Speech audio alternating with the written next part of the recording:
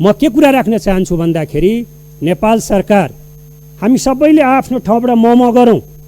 नेपाल सरकार खोप ल्याउने कुरामा, भ्याक्सिन ल्याउने कुरामा सम्पूर्ण रूपमा त म भन्दिनँ, डोमिनेन्टली मूल रूपमा चाहिँ फेल भएको स्थिति छ। हाम्रा कूटनीतिक एफर्ट्सहरू, डिप्लोमेटिक एफर्ट्सहरू फेल भएको स्थिति छ। त्यसको लागि म उदाहरण दिन चाहन्छु। यो कसरी भयो र किन भयो? मेरो कुराको सेरोफेरो आज यो कसरी भयो, किन फेल्युर भयो र कसरी भयो भन्ने कुरा नै म मुख्य रूपमा राख्न चाहन्छु। पहिलो कुरा, म ल्याटिन अमेरिकाको उदाहरण दिन चाहन्न।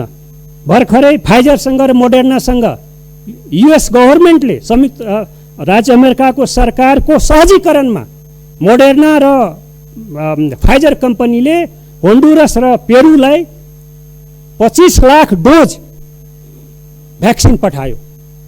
तर म त्यो उदाहरण खालि एउटा उदाहरणलाई राखेको हुँ। म अहिले ल्याटिन अमेरिकातिर जान चाहन्न। दक्षिण एसियाको कुरा म गर्दैछु। अब दक्षिण एसियाको कुरा कसरी नेपाल सरकार फेल भयो? दक्षिण एसियाको सन्दर्भमा अमेरिका सरकारको सहजीकरणमा, सहजीकरणमा 25 लाख डोज मोडर्नाको भ्याक्सिन, मोडर्ना कम्पनीको भ्याक्सिन बङ्गलादेशले उपलब्ध भएको छ। दक्षिण एसियाको देश बङ्गलादेशलाई उपलब्ध भएको छ। र त्यतिकै डोज पाकिस्तानलाई त्यही मोडर्ना कम्पनीको खोप उपलब्ध भएको छ।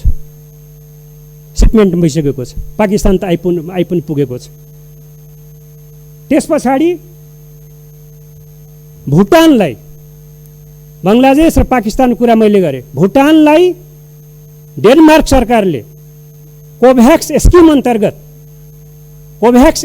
अन्तर्गत भर्खरै 25 लाख डोज भ्याक्सिनको पठाउने निर्णय भएको छ। चौथो, भर्खरै 2 दिन अगाडि श्रीलङ्काको राष्ट्रपतिले ट्विट गर्नुभएको छ र श्रीलङ्कामा फाइजर कम्पनीले, अमेरिकी सरकारको सहयोगमा फाइजर कम्पनीले श्रीलङ्कालाई खोप दिने निर्णय गरेको छ। यो दक्षिण एसियाको यी 4वटा देशहरूको उदाहरण हाम्रो अगाडि छ। म सेरम इन्स्टिच्युट अफ इन्डियाबाट 10 लाख डोज भ्याक्सिन किन आएन त्यतातिर अहिले म जान चाहन्न। त्यसमा कसले के भूमिका खेल्यो, कस्तो कमिसन एजेन्टहरूको भूमिका कस्तो रह्यो त्यतातिर म अहिले जान चाहन्न। म सरकारलाई गम्भीरता साथ ध्यानकर्षण के गर्न चाहन्छु भने यो अवस्था नेपालले अहिलेसम्म, एकछिन यो सिनोफार्मले उत्पादन गरेको भेरोसिलको कुरा एकछिनको लागि छोडिदिउँ। म अन्य कम्पनीले उत्पादन गरिराखेको जुन मुलुकहरूसँग नेपालको एउटा दशकौँदेखिको परम्परागत र मित्रवत सम्बन्ध छ, अत्यन्त राम्रो सम्बन्ध छ, हाम्रो अन्तर्राष्ट्रिय सम्बन्ध छ ती देशहरूसँग। त्यो देशहरू र ती कम्पनीहरू किन चिसो भए नेपालको लागि? नेपालको सरकारसँग किन डिल गर्न चाहेन? अहिलेसम्म त्यसमा नेपाल सरकार किन फेल खायो? यसको मुख्य कारण कसरी फेल खायो? यसरी फेल खायो कि दक्षिण एसियाका 4वटा देशहरूले ल्याउन सफल भए, नेपालले ल्याउन सफल भएन।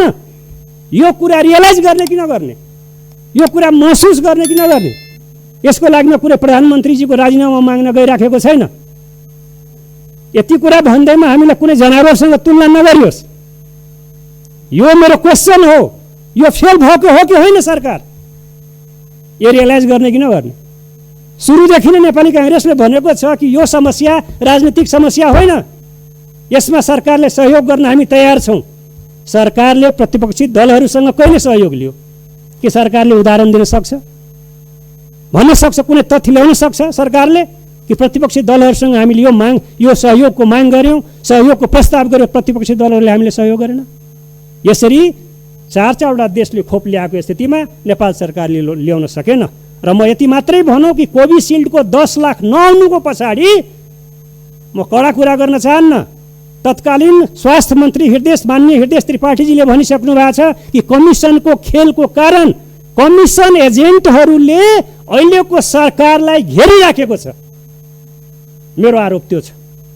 त्यस कारणले, किन भन्दाखेरि भारतले एक्सपोर्ट रोकेको जुन डिलिङ 10 लाख 20 लाखको डिल भएको थियो, तर 10 लाख नआउँदै 1.5 महिनाको समय थियो हामीसँग। त्यो 1.5 महिनापछि मात्रै भारतले रोकेको कोभिसिल्डको खोप बाहिर नपठाउने भनेर। त्यो 1.5 महिनामा त्यो 10 लाख खोप आइसक्नु पर्थ्यो। तर कमिसन एजेन्टले कमिसन एजेन्टको चलखेलको कारणले, कमिसन एजेन्टले पैसा नपाएको कारणले त्यो $4 प्रति डोजको हिसाबले कोभिसिल्ड आएन। यो कुरा रियलाइज गर्ने कि नगर्ने। अर्को कारण के हो भन्दाखेरि म बहुत प्रष्टसँग सामान्य अध्यक्ष महोदय म राख्न चाहन्छु, डिप्लोमेटिक डिल कसले गर्ने? परराष्ट्र मन्त्रालयले गर्छ।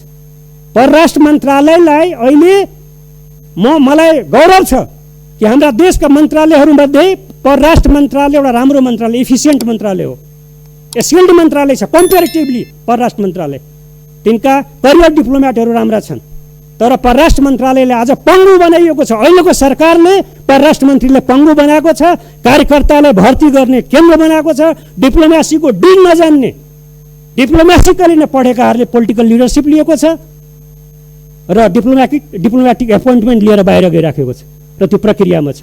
त्यस सरकारको यो गलत नीतिको कारणले परराष्ट्र मन्त्रालय आज फेल भइराखेको छ।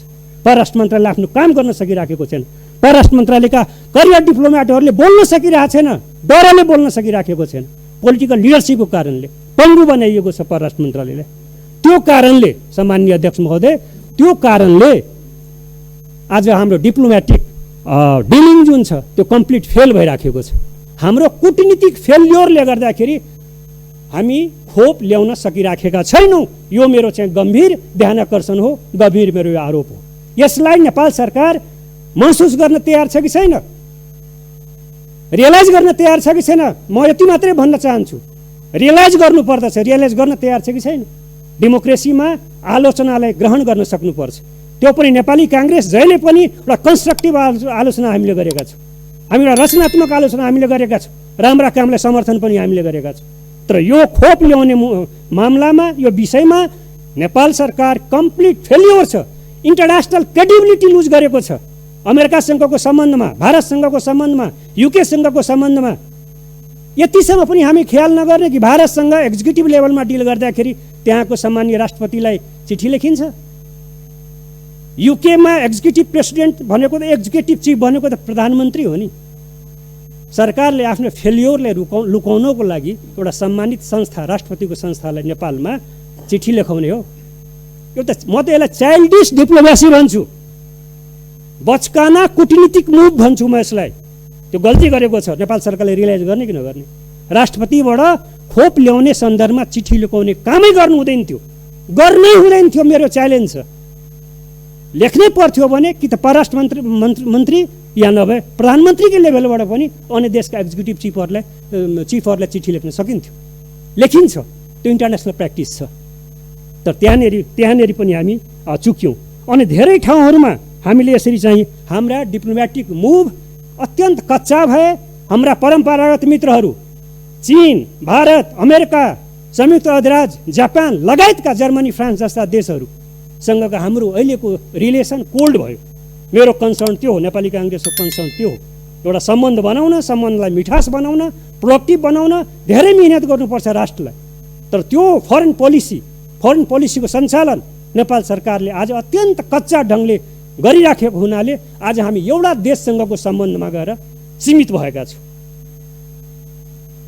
यो कुरा म गम्भीरता साथ ध्यान आकर्षण गर्न चाहन्छु। त्यसकारण सामान्य अध्यक्ष महोदय, अहिले हामीले सवाल के छ, तपाईँ सिनोफार्मको भेरोसिल ल्याइराख्नु भएको छ, प्रक्रियामा छ, केही दिनमा आइहाल्छ, ठिक छ।